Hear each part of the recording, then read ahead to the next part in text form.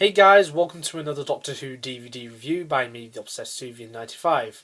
Today I shall be taking a look at the 1966 William Hartnell story, The War Machines, which was the final story of Doctor Who's third season. First off, let's take a look at the cover. We have the old BBC DVD logo, meaning that this DVD came out a few years back. We have the main art, which shows a few war machines, as you can see there, and we have a picture of William Hartnell there, as well as this tower, which is controlled by the alien presence known as Wotan. And some of you may be familiar with this tower nowadays, as it is used by the company British Telecom, or in other words, BT. Now, we also have some circle patterns going around, and we've just got a few pictures of the City of London, and these pictures continue on the side here, so it looks quite good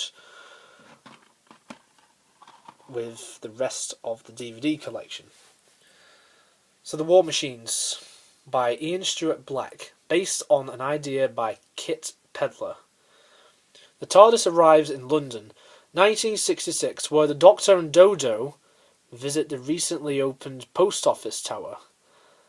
At its top, they discover a brilliant new problem-solving supercomputer, the will-operating thought analog. But when Wotan decides that it should rule the world, the Doctor is the only person who can stop its rampaging war machines from destroying London. Luckily, he has the help of a young secretary called Polly and a sailor called Ben. Special features include commentary by Anneke and Michael Ferguson. We have now and then a look back at locations used in the making of the story, comparing how they appeared in 1966 and how they look today, with today being in 2008, but I think it's more or less the same. We have Blue Peter, a compilation of clips featuring the war machines, One Foot in the Past, NP Tony Benn, who recently passed away, investigates the history of the post office tower, Wotan Assembly, how these episodes were restored for this DVD, War Machine Design Plan, PDF DVD-ROM, and the rest are just the usual special features you'll find on Doctor Who DVDs. There's also an Easter egg, which you can find on this DVD. This story was originally broadcast on BBC One between the 25th of June and the 16th of July 1966. It's 4 parts long. Produced by Innes Lloyd, directed by Michael Ferguson, and it contains original black and white footage, and the line notes are by Moray Liang, with the cover by Clayton Hickman. The runtime is 95 minutes long.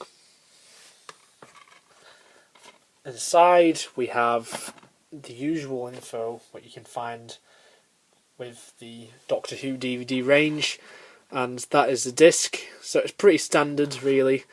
PG, not a U, like Attack of the Cybermen.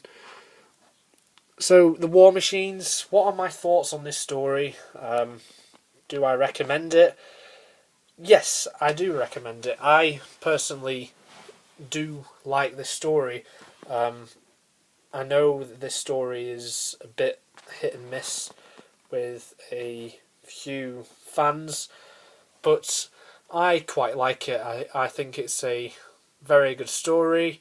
It reminds me a lot of the Unit stories, even though Unit don't feature in this story. They first featured in the Web of Fear. But I just feel like it's a very good story. The War Machines are good villains. Wotan is chillingly creepy, I mean, okay, it does say Doctor Who, but that's a bit I just ignore. It, it didn't happen really.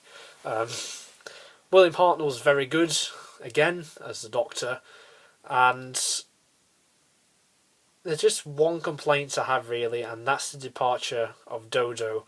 I thought Dodo's departure was pretty pathetic, to put it in a nutshell. It was just rushed.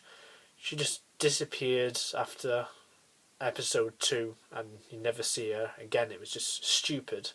But Polly and Ben, I thought Anneke Wills and Michael Craze, I thought they were very good as Polly and Ben.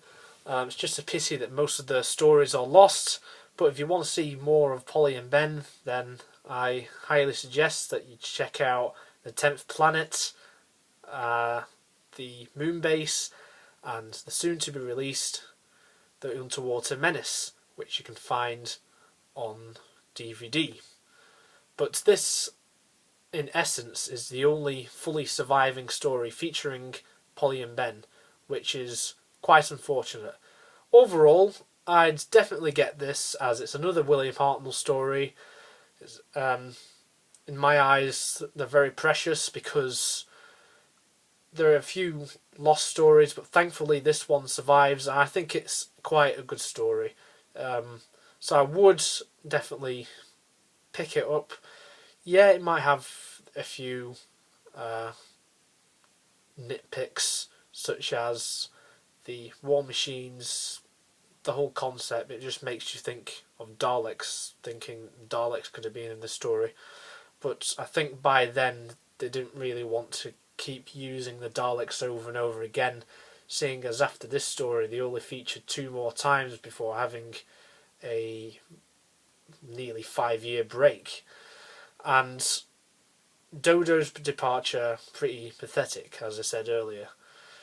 But otherwise I would get this. Thank you very much for watching, YouTubers. I hope you found this review informative.